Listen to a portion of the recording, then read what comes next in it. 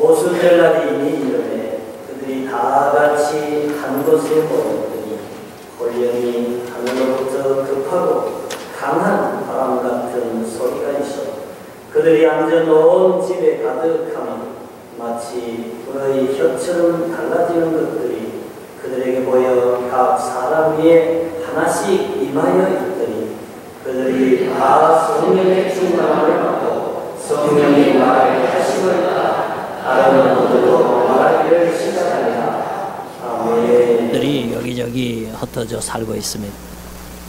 그 가운데서도 특히 자살률이 대단히 높은 지역이 있습니다. 그곳에 방문한 사람이 이제 밤을 지새는데 저녁에 갑자기 외로움이 몰려오고 갑자기 우울해지고 또 집 생각도 나면서 그리고 그 높은 2층에서 1층으로 막 뛰어내리고 싶은 이러한 충동을 느꼈다고 합니다. 그래서 간신히 기도를 하고 하나님의 도우심을 받아서 마음의 평정을 찾게 되었다. 지난번에 우리 유 목사님이 그런 간증을 해주셨습니다. 이처럼 마귀는 실제로 존재하고 있어서 원주민들 뿐만 아니라 그들이 사는 특별한 지역뿐만 아니라 지금도 여러 곳에서 많은 사람들을 유혹하고 있습니다.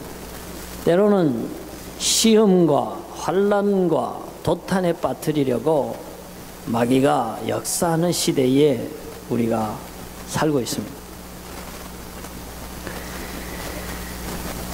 지금 카메라로 다 찍고 있고 1000만 분지 1g까지도 다 달 수 있는 이 과학적인 시대에 무슨 마귀가 있고 귀신이 있느냐 이렇게 말하는 사람들도 있습니다. 그러나 그런 사람들은 영적인 일에 무지한 사람들입니다. 사실 우리는 과학적인 존재라기보다는 더 영적인 존재입니다. 그래서 우리는 영적 분별력을 가지고 우리 마음에 일어나는 일을 관찰해 보면은 이게 어둠의 영이 역사하는구나, 아니다 이거는 하나님의 신이 역사하는구나 하는 것을 느낄 수가 있고 알 수가 있습니다.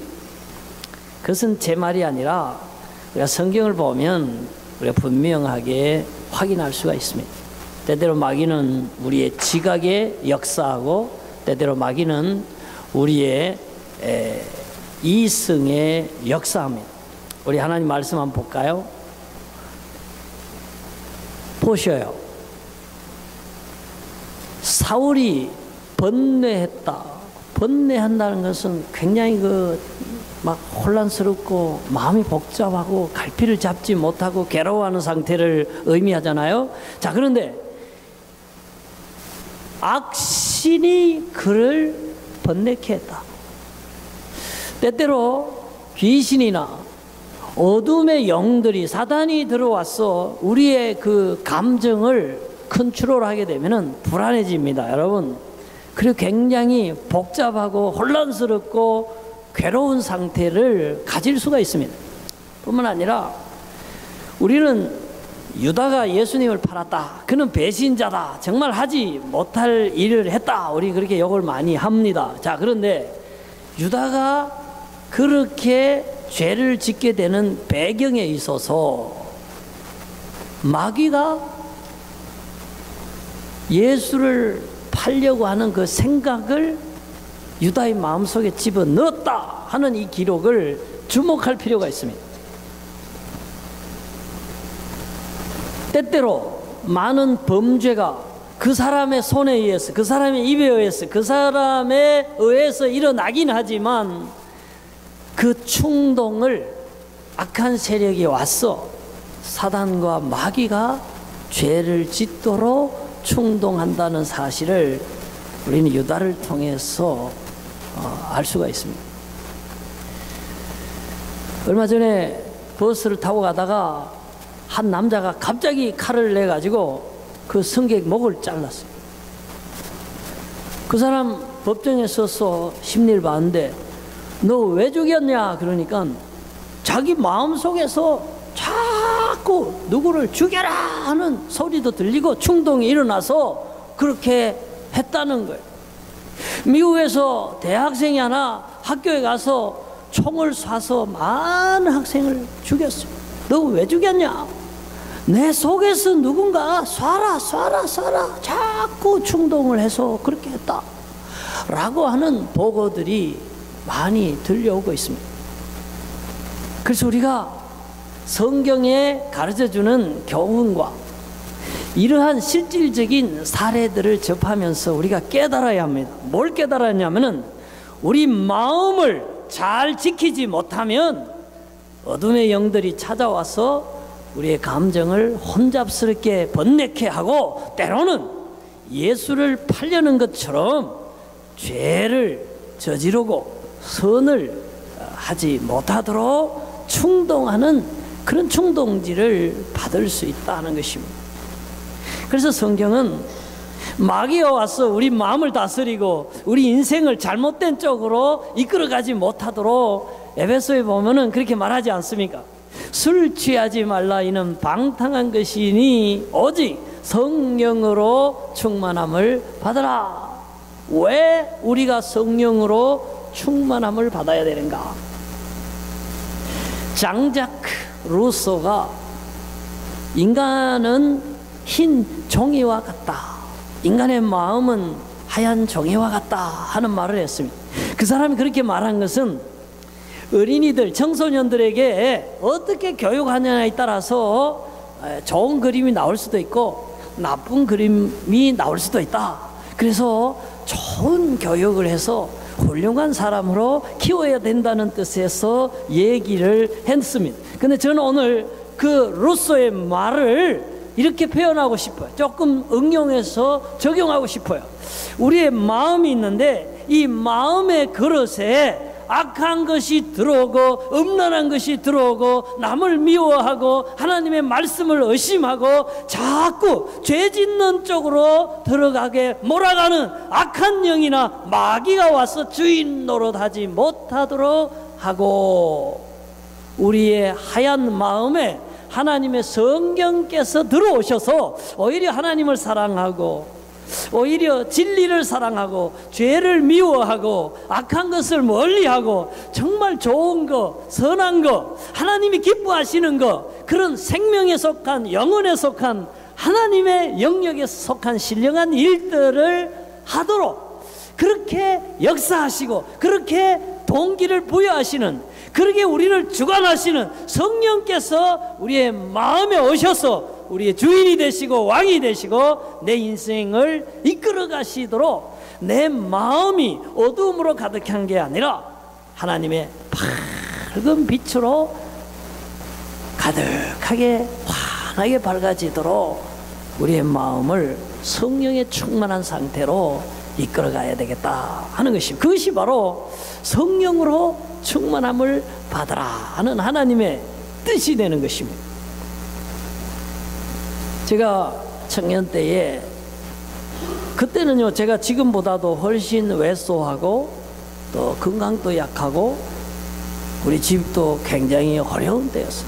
뭐 별로 좋아할 일도 기뻐할 일도 소망도 없는 때였어요. 근데 그 저희 집에서 그 좀 더 가면은 갈멜산 기도원이 있어요. 갈멜산은 엘리야가 그 기도하다가 성령의 불이 내려가지고 그 바알 아세라신 우상 그 450명 선지자를 다 물리치고 그 응답받았던 곳 아닙니까? 그 이름을 따서 거기가 갈멜산이에요.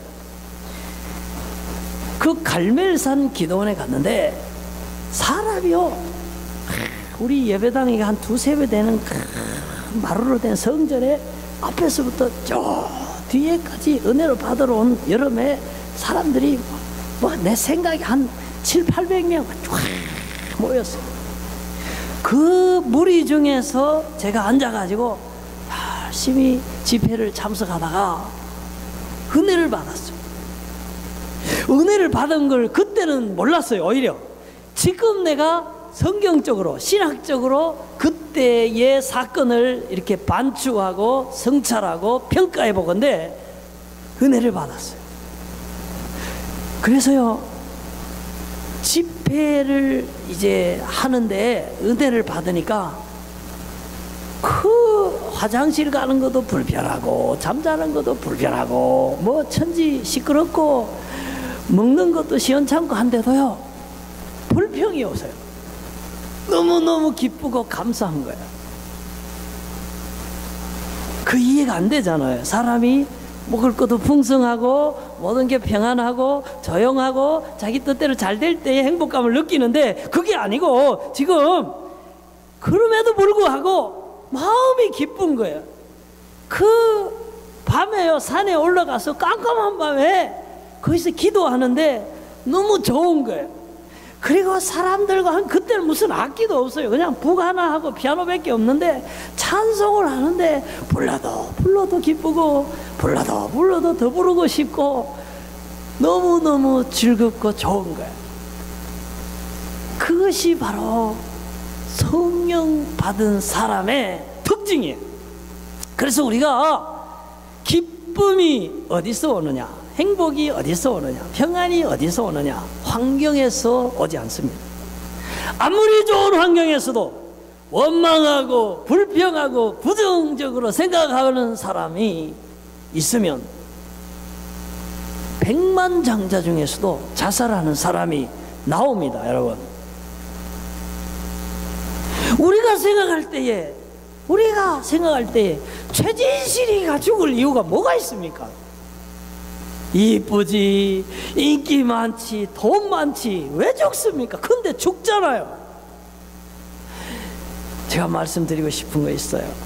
여간 어려워도, 여간 힘들어도, 여간 아파도 여전히 기뻐할 수 있고 여전히 평안하고 세상이 알 수 없는 행복감으로, 만족함으로, 소망으로, 감사로, 기쁨으로 찬양할 수 있는 그 이유가 있습니다. 비결이 있습니다. 그거는 사람에게 있지 않고 하나님에게 있는데, 하나님의 영으로 충만할 때에, 하나님의 세계가 내 눈에 보일 때에, 하나님의 신비가 내 속에 깨달아질 때에, 하나님의 초월적인 그 능력과 더불어서 성령 충만한 생활을 영위할 때에 환경과 상관없이 좋아도 기쁘고 안 좋아도 기쁘고 내 뜻대로 돼도 기쁘고 안 돼도 기쁜 그런 신적인 기쁨과 그런 놀라운 그런 신령한 신비의 삶을 살 수 있다 하는 것입니다. 그러니까 성령으로 충만함을 받아라 하는 이 말씀은요, 우리에게 필요한 말씀이에요. 우리를 환경을 초월해서 신적인 삶을 살 수 있도록 만드는 놀라운 축사입니다. 한번 따라해 보시겠습니다. 성령으로 충만함을 받으라. 예, 하나님이 말씀하신 거예요. 오늘 우리에게 말씀하신 거예요. 너 성령 충만해라. 너 성령으로 충만해서 기쁘게 살아라. 성령으로 충만해서 환경에 지배당하는 인생이 아니라 환경을 기쁨으로, 진리로, 선으로 지배하는 성령의 열매 맺는 생활을 하라고 하는 하나님의 축사입니다. 오늘은 성령 강림 주일입니다. 성령 강림 주일은 부활절을 지내고 50일째 되는 오순절날을 기념해서 성령 강림 주일로 지킵니다. 4월 5일 날 우리 부활주일 지켰잖아요. 그러면 5월 5일, 오늘 5월 24일이니까 한 50일 정도 돼. 그럼 오순, 1순위 열흘이니까 한 50일 됐잖아요. 그러니까 오늘이 성령 강림 주일이 되는 거예요. 왜 그러면은 성령 강림 주일을 교회의 달력에 넣었을까? 넣었을 때는 이유가 있을 거 아닙니까? 그죠? 성령의 충만함이 무엇인가? 왜 우리가 성령의 충만함을 받아야 하는가? 성령에 충만했을 때에 우리 삶에 어떠한 일이 일어나는가? 이러한 일들을 얘기하고 성령 충만의 유익을 취해서 살아가도록 하려고 그렇게 했고, 그게 또한 하나님의 뜻입니다. 오늘 제가요, 한 학기 내내 신학교에서 성령론에 관해서 아니면 뭐 단행본 책 한 권을 가지고도 얘기할 수 있는 성령 충만에 관해서 제가 아주 쉽게 그리고 필요한 말씀으로 제가 오늘 한 두세 가지만 얘기를 드리고 싶습니다.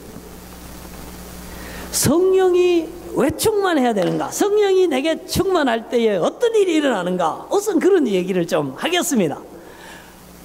성령의 역사 가운데 하나는요, 구원의 역사입니다. 성령이 오실 때 어떤 일이 일어나냐면은 믿음의 역사가 일어납니다. 성령께서 내게 오시면 믿음이 생깁니다. 예수가 나의 구세주고 하나님의 아들이고 메시아고 우주의 창조자시고 다시 재림하실 그분이라는 게 믿어져요. 이 믿음은 성령께서 주시는 것입니다. 성령께서 이 믿음을 주시지 않으면 아무도 예수를 믿을 수 없다고 하는 것이 고린도전서 12장에 선언된 말씀입니다.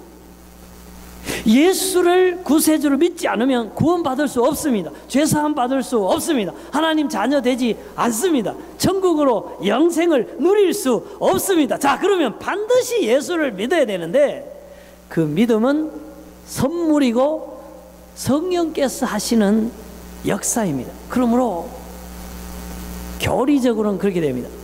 내가 믿어가지고 구원을 얻는 것처럼 이렇게 얘기를 하는데 교리적으로 어떻게 얘기를 하냐면 성령께서 나를 믿도록 역사하셨기 때문에 내가 믿게 되어진다 하는 게 그게 성경의 여러 군데서의 가르침입니다. 내가 물과 성령으로 거듭나야만이 하나님 나라를 보는 거예요. 하나님 나라를 보는 사람이 성령으로 거듭나는 게 아니라 이미 성령으로 거듭나야만이 그 다음에 하나님 나라가 보이는 거예요. 성령이 나를 중생시켜야 예수가 하나님의 아들인 것으로 보는 거고 믿게 되는 겁니다. 그러므로 오늘 우리가 예수를 믿는다, 내가 예수가 구원자이시고 나의 하나님인 것을 내가 믿고 있다는 것은 성령께서 내게 오셔서 이 믿음을 주신 결과입니다. 그러므로 성령께서 내게 오셨습니다. 아멘. 내가 예수를 믿는 것은 성령께서 내게 역사하신 결과입니다. 결과물이 있다는 것은 성령께서 내게 역사하셨다는 증거입니다. 여러분, 그 놀라운 사건이에요. 나는 죄인인데요, 나는 하루에도 10번씩 넘어지는데요, 어떻게 내가 구원을 받습니까? 그것은 내가 구원을 이루고 하는 게 아니라, 내가 내 죄를 사하는 게 아니라 하나님께서 예수 그리스도를 통해서, 예수 그리스도를 믿는 믿음을 통해서 나를 용서하는 겁니다. 그런데 그 믿음을 내가 갖는 게 아니라 하나님께서 선물로 주신 것입니다. 그래서 성령으로 아니하고는 누구든지 예수를 주시라 할 수 없느니라. 내가 지금 예수를 주님으로 믿는 것은 성령께서 내게 오신 결과다. 나도 성령의 사람이다, 나도 성령을 받은 사람이다 하는 것을 의미하는 것입니다. 그러나 성령 받은 거하고 성령이 충만한 것은 차이가 있습니다. 여러분, 돈을 100불 가진 사람하고 캐시로 1000,000불 가진 사람은 분명히 차이가 있습니다. 똑같은 돈을 가졌지만 액수의 차이가 있습니다. 마찬가지로 성령을 그냥 받아가지고 겨우 구원받을 만한 믿음만 가진 사람하고 저 서대반처럼 성령이 충만해가지고 자기를 때려 죽이는 원수까지도 용서할 수 있는, 충만이란 말은 요만큼 있다는 게 아니고 콸콸콸콸콸콸 넘칠 만큼 abundant, 풍성한 것을 의미하는 것입니다. 성경에서 말하는 것은 그냥 겨우 예수나 믿고 구원받으라 이게 아니고 성령의 충만함을 받아라 그랬잖아요. 그러니까 스데반이 가졌던 그 성령의 충만함을 우리가 갖기를 하나님이 원하시는 것입니다. 저기 보세요. 스데반이 성령 충만하여 한 말을 한번 읽어보셔요. 시작. 크게 불러 이르되. 주여 이 죄를 그들에게 돌리지 마옵소서, 이 말을 하고 자니라. 때려 죽였어요. 돌로 쳐 죽였어요. 근데 지금 스데반이 하는 말은 자기에게 돌을 들어 자기를 때려 자기를 아프게 하는 사람, 자기를 죽이는 사람, 피 흘리게 하는 사람, 고통을 주는 사람에게 대해서 저런 말을 했다는 것은, 이거는 사람 보통 마음으로는 할 수 없는 말입니다. 우리가 그저 내한테 해코지 안 해도요, 난 모르는 사람인데 참 잘해주는 거 쉽지 않습니다. 근데 특별히 나인데 특별히 몹쓸 짓을 하고 뭐 나를 때린다든지 나의 말을 그냥 나쁘게 하고 돌아다닌다든지 해코지하는 그 사람, 죽을 만큼 힘들게 아니면 나를 죽게 만드는 그 사람을 용서하고 축복한다는 것은 인간의 성정으로는 어렵습니다. 여러분, 어렵습니다. 어려운 게 아니라 안 됩니다. 그건. 그런데 지금 스데반은 그 일을 하고 있습니다. 충만한 사랑을 베풀고 있어요. 충만한 용서를 주고 있어요. 근데 성경은 분명히 말합니다. 스데반이 날 때부터 성격이 좋고 참을성 있고 남을 이해할 수 있는 마음이 높아서 그렇다고 얘기하지 않습니다. 성령이 충만해서 원수를 용서하고 있다고 얘기하고 있습니다. 여러분, 여기에 비결이 숨어 있습니다. 우리의 성격을 넘어서, 내가 당하고 있는 고통의 정도를 넘어서, 남이 나에게 하는 경우를 떠나가지고 어떤 경우도 어떤 성품도 초월해서 사랑할 수 있고 용서할 수 있고 좋은 관계를 유지할 수 있고 정말 성자와 같은 삶을 살 수 있게 하는 비결이 어디 있는가? 성령의 충만한 역사 가운데 있을 수 있다는 것입니다. 사랑하는 성도 여러분, 스데반처럼 여러분도 성령이 충만하셔서 사랑할 수 없는 것을 사랑하고 용서할 수 없는 것을 용서하고 기뻐할 수 없는 그때에 성령으로 말미암아 기뻐하는 정말 해처럼 환하게 빛나는 스데반 같은 삶, 성령 충만한 삶 누리기를 주의 이름으로 축원합니다. 아멘.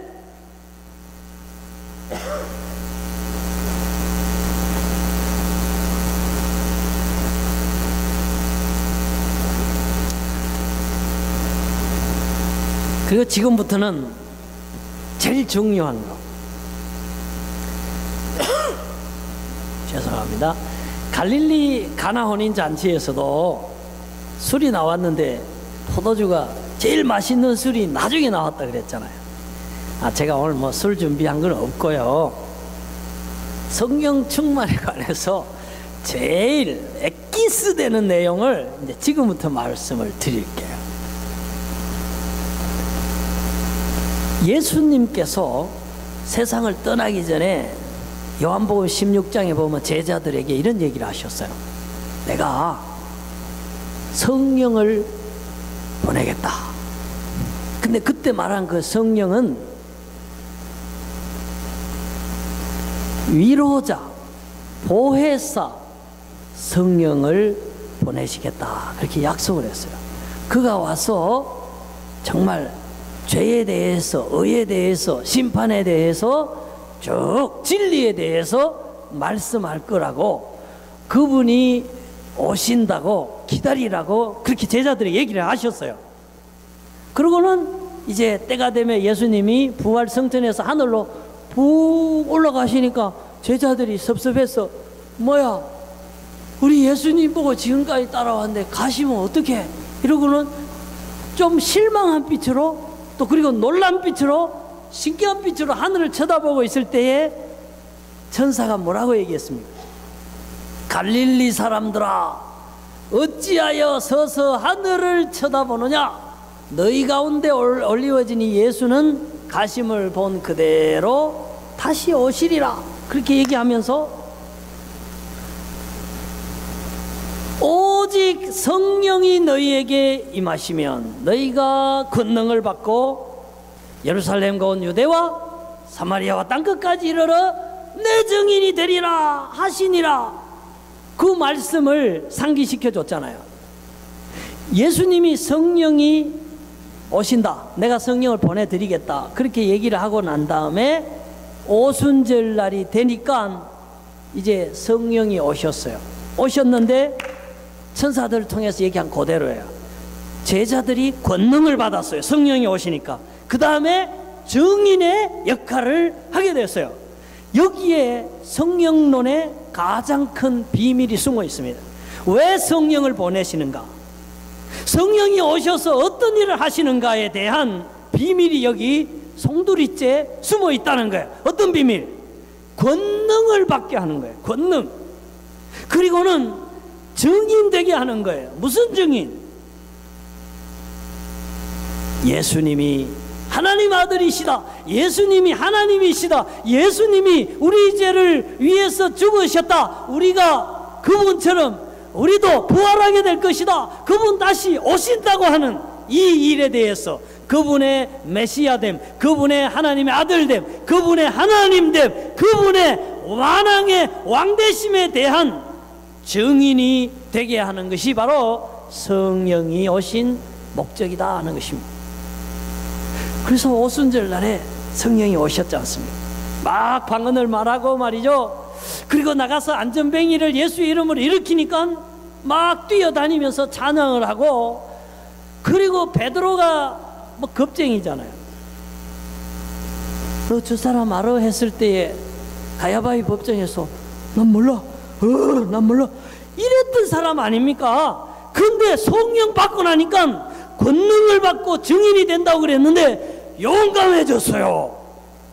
갑자기 예수가 부활했다고 그러고 너희가 나무에 매달아 죽인 그 예수가 바로 메시아라고 너희들이 큰 실수했다고 막 그러니까 예수 잡아 죽인 사람들이 베드로를 잡아왔어요.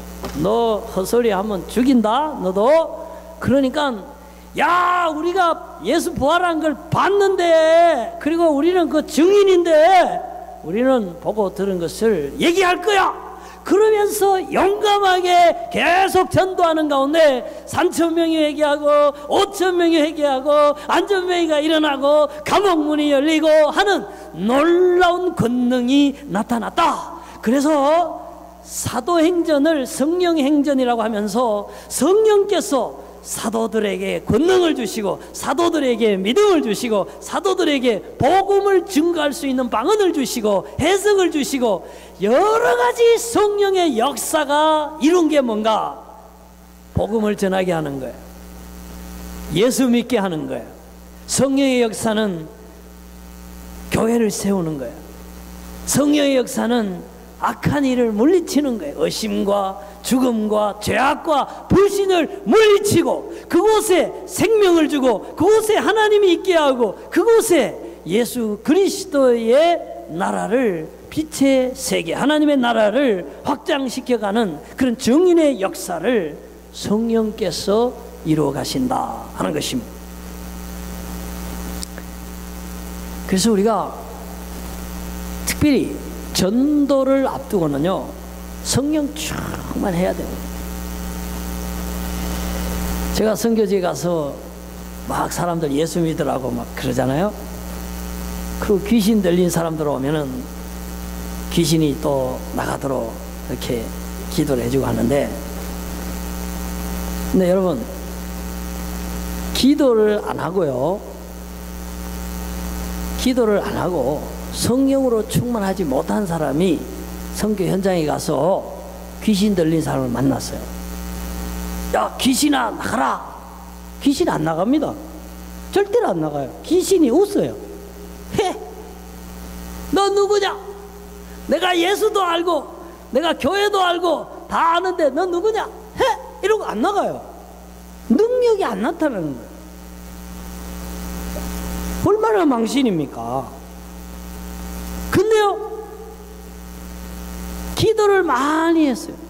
예수님 말씀처럼 금식과 기도하면 능력이 나간다는 그 말씀처럼 정말로 간절히 기도하고 구하는 자에게 성령을 주시지 않겠느냐. 하나님 약속대로 기도하고 금식하고 성령을 받고 권능을 받으면요 귀신이요 벌벌 떨어요. 벌써 나가라고 하기도 전에 성령 충만한 사람이 가까이 가면은 금식과 기도로 능력으로 무장된 사람이 귀신 들린 사람 가까이만 가도 아직 나가라 소리도 안 하는데도 벌써 벌벌벌벌벌 떨고 얼굴이 막 새카맣게 넘어가요. 근데 눈을 딱 마주치잖아요. 막 소리를 지르면서 귀신아 예수 이름으로 명한다. 당장 물러가라. 딱 한마디만 하면요 뒤로 막 확 넘어져서 귀신이 으악 하고 나가는 역사를 저는 선교지에 갈 때마다 매년 그런 일을 경험합니다. 그래서 제가요 벌써 금식 시작했어요. 밥꿀 먹는 걸 좋아해서 저는 너무 좋아요. 먹을 때마다 너무 맛있어요. 금식할 때마다 힘들어요. 그래도 제가요 금식한 시간이 될 때까지 참고 기도에 힘쓰는 이유는 성령으로 충만해야만이 권능을 받고 훌륭한 증인이 될 수 있기 때문입니다. 말씀을 좀 간추리겠습니다. 우리가 왜 성령으로 충만해야 되는가? 우리가 성령이 충만할 때에 어떤 일이 일어나는가? 첫째, 악한 세력이요 우리 마음에 접근할 수 없어요. 내가 성령으로 충만할 때에 무슨 음란한 마음이나 미워하는 마음이나 의심하는 마음이나 불순종하는 마음이나 하나님을 거역하는 그런 마음이 가까이 올 수가 없어요. 오히려 반대로 성령이 충만할 때에 순종하고 싶고 예배하고 싶고 더 사랑하고 싶고 더 용서하고 싶고 선한 일 봉사하면서도 더 드리고 싶고 더 하고 싶고 사람이요 하나님이 기뻐하는 사람으로 선한 사람으로 신령한 사람으로 살아갈 수 있는 거예요. 그런 일들이 뭐냐? 믿음의 역사요, 복음 전도자의 역사요, 사랑의 역사요, 용서의 역사요, 빛의 성령의 열매의 역사가 충만하게 나타나기 때문에 우리는 성령으로 충만해야 된다 하는 것입니다. 목사님 옛날에 저도 기도 많이 다녔어요. 철야 기도도 하고 금식 기도도 하고요. 할렐루야 방언도 했습니다. 예언도 하고 환상도 봤습니다. 나인테는 그런 얘기 하지 마세요. 아니에요 여러분. 사도행전에 보세요. 오순절날에 성령 충만했던 사람이요 성령을 소멸했어요. 막 그 사두개인들이 막 바리새인들이 막 핍박하고 감옥에 집어넣고 막 야고보 칼로 막 목을 팍팍 참수를 하니까요 슈링크했어요. 용기가 상실됐어요. 전도하는 게 무서워졌어요. 사람 만나는 게 겁났어요. 다 집안에 앉아 있었어요. 근데 다시 베드로와 사도들이 모여서 우리가 이래서 안 된다. 기도합시다. 용감하게 전도합시다. 성령을 다시 구합시다 하고 기도를 간절히 했을 때에 모인 곳이 진동하더니 무리가 다 성령의 충만함을 받아 담대히 하나님의 말씀을 전하니라. 성령 충만은요 반복적입니다. 성령 충만은 상실할 수 있습니다. 그러나 또 다시 믿고 기도할 때에 성령이 반복적으로 충만하게 임할 수 있습니다. 그러므로 우리는 계속해서 성령이 충만하도록 기도할 필요가 있다 하는 것입니다. 오늘 성령 강림주의를 맞이해서 여러분 기도하시고 또 성령으로 다시 충만해져서 담대히 하나님의 복음을 증거하고 악한 세력을 물리치고 생명과 복음의 역사를 이 세상 넓게 이루어가는 성령 충만한 스데반 같고 사도 바울 같고 베드로 같은 저와 여러분 되시기를 주님 이름으로 축원합니다. 아멘. 성령으로 충만하시기를 주님 이름으로 축원합니다. 아멘. 기도하겠습니다.